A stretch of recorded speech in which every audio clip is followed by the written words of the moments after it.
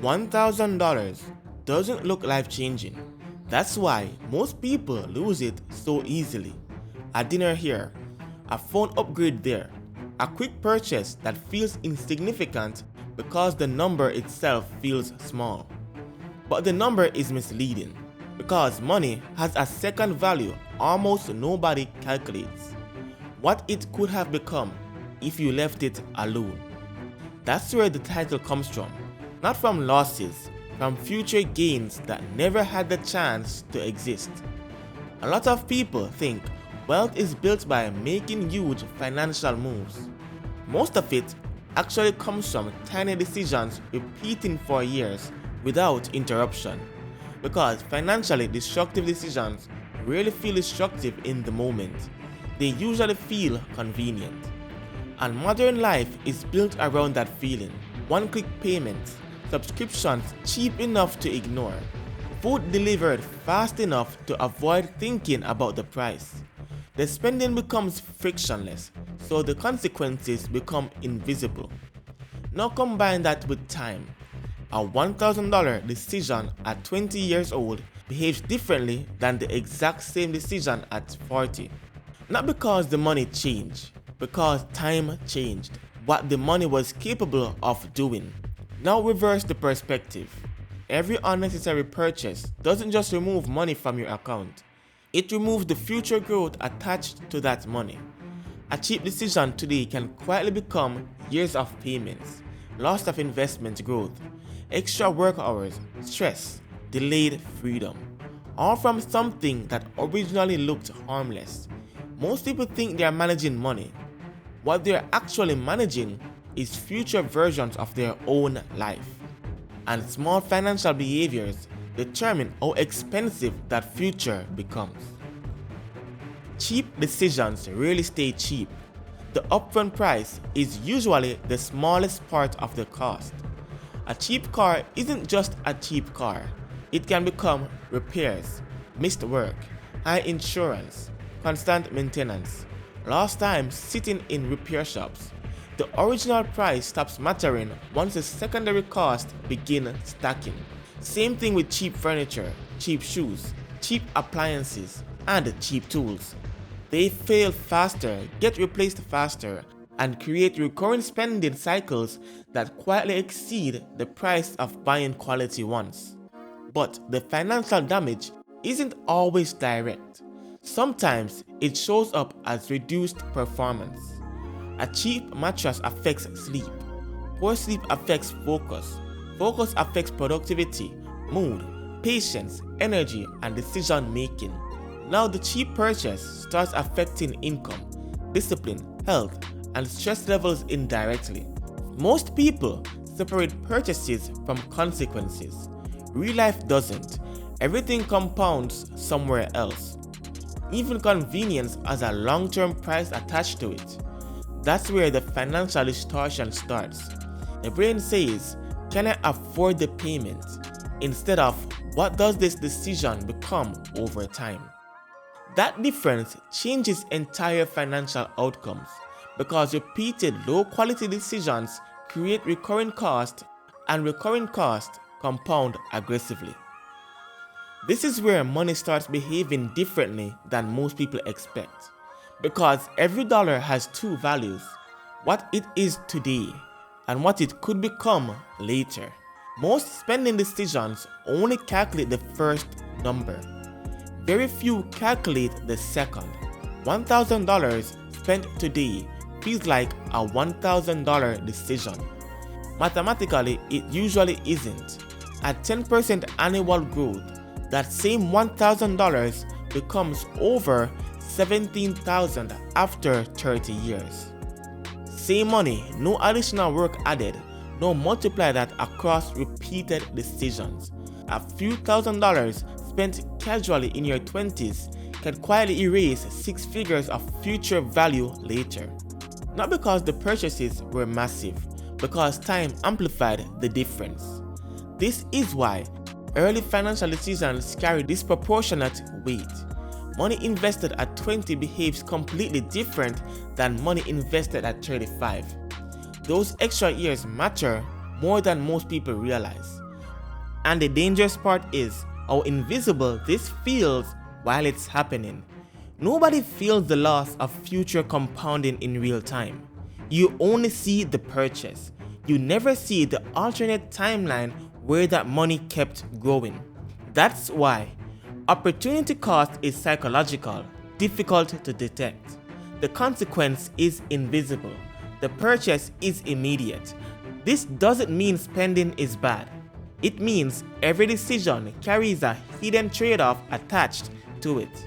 And most financial outcomes are built from those trade-offs repeating for decades. The wealth gap often starts here, between people who spend money only for present value and people who also calculate future value before they use it.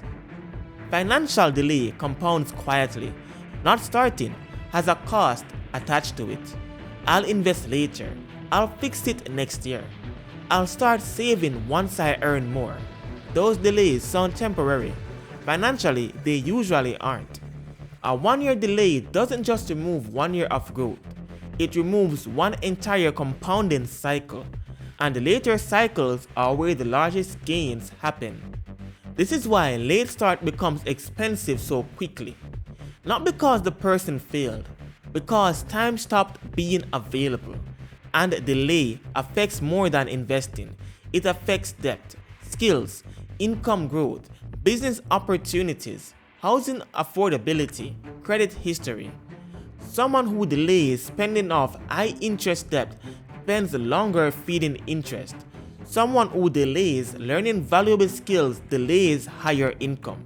Someone who delays investing enters the market with fewer compounding years left. The timeline shifts, changes the outcome. Modern life makes delay feel harmless. Everything feels postponable. Streaming instead of ownership. Monthly payments instead of upfront cost.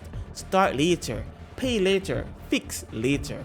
But financially, later becomes expensive fast because compounding works in both directions.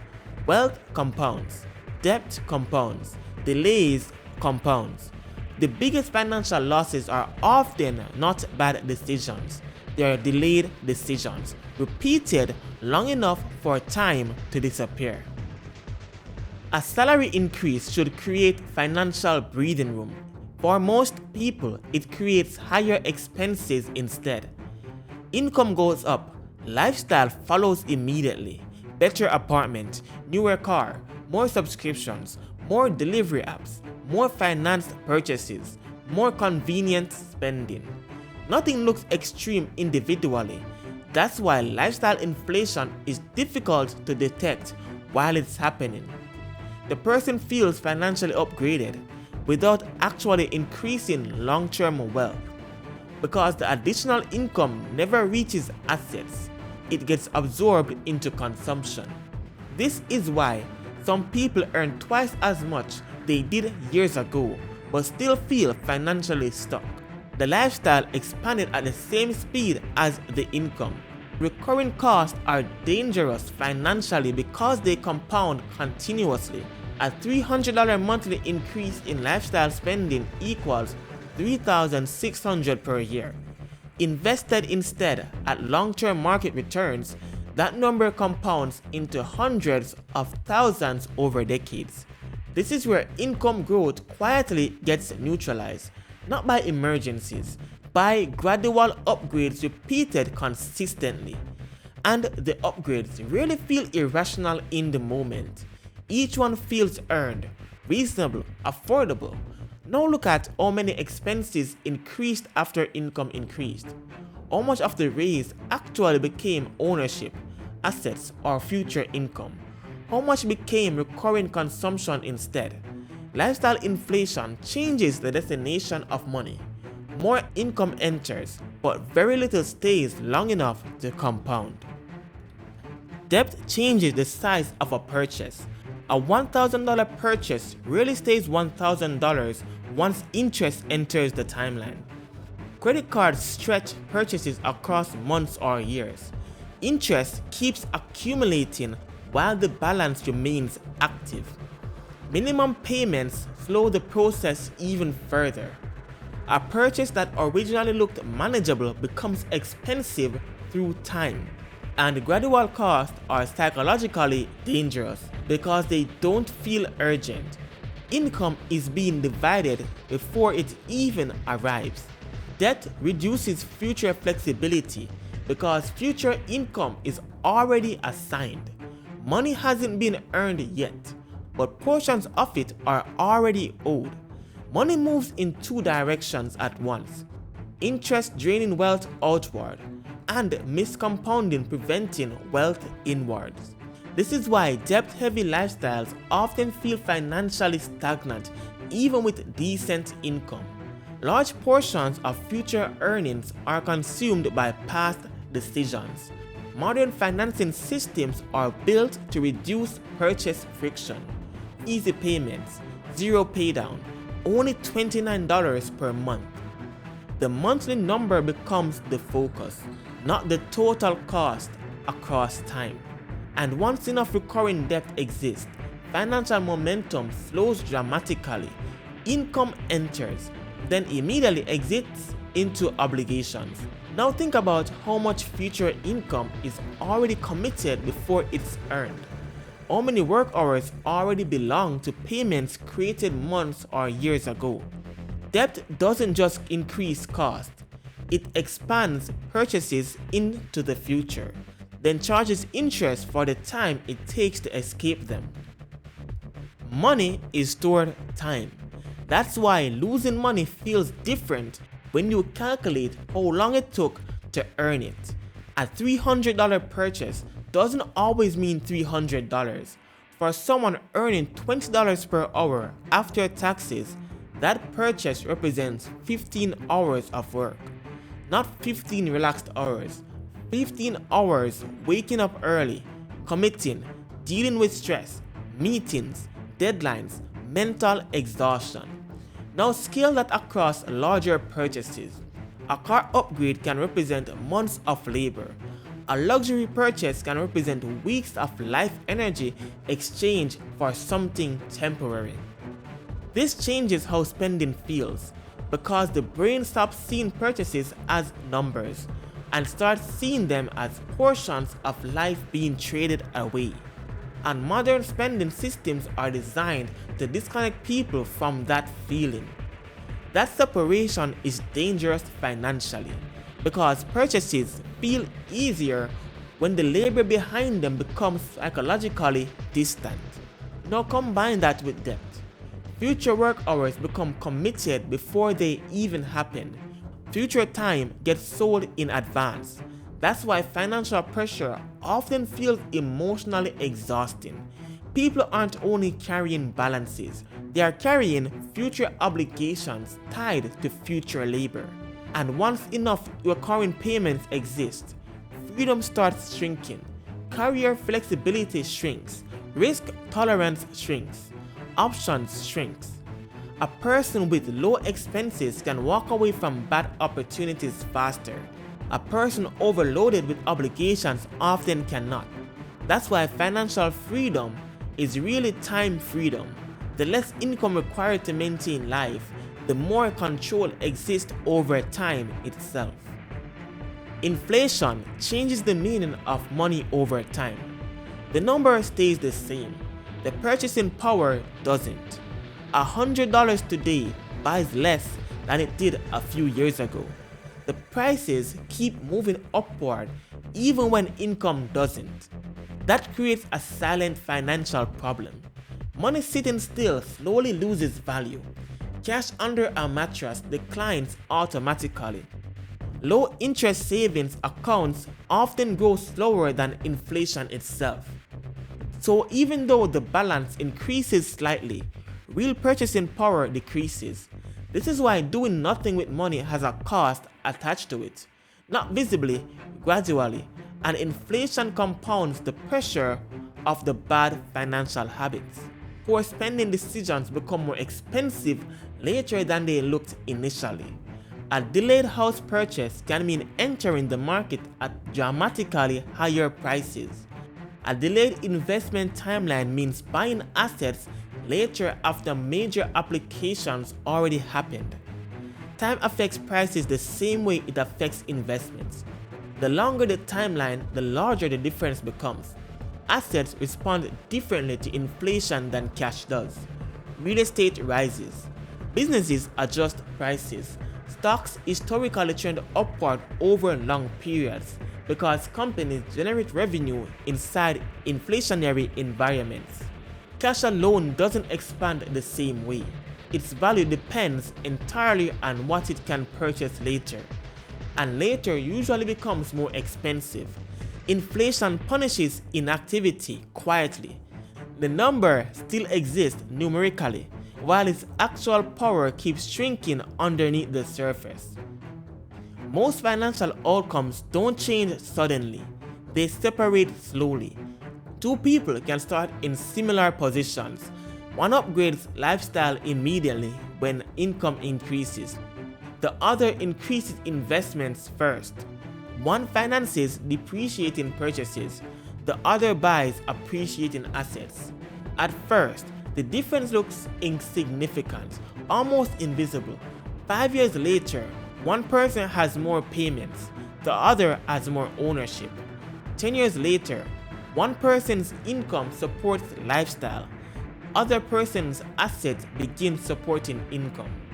That's where compounding starts changing entire life trajectories. Not from one massive decision, from repeated small decisions staying consistent long enough. This is why financial outcomes become dramatic over long timelines. The gap isn't usually created by one large event. It's built through repeated behaviors that looked small at the time. That's why $1,000 is never really just $1,000, depending on where it goes. It can become future wealth, future stress, future freedom, future payments, future opportunity, or future limitations. Every financial decision creates a direction toward future ownership or future obligation, toward flexibility or dependency, toward compounding assets or compounding payments. And most people only calculate the immediate number attached to a purchase. Very few calculate the future value lost, the years of compounding removed, the work hours attached, the interest added, the opportunities delayed afterward. That's why the title sounds exaggerated at first, until the timelines are actually calculated.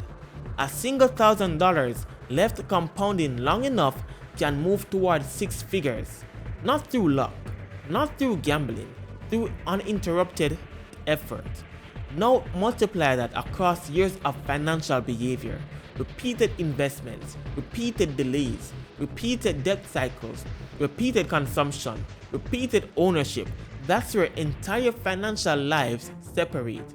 The dangerous part is how normal everything feels while it's happening. That's why your $1,000 was never just $1,000. It was a future timeline, and the direction of that timeline depended entirely on what happened next.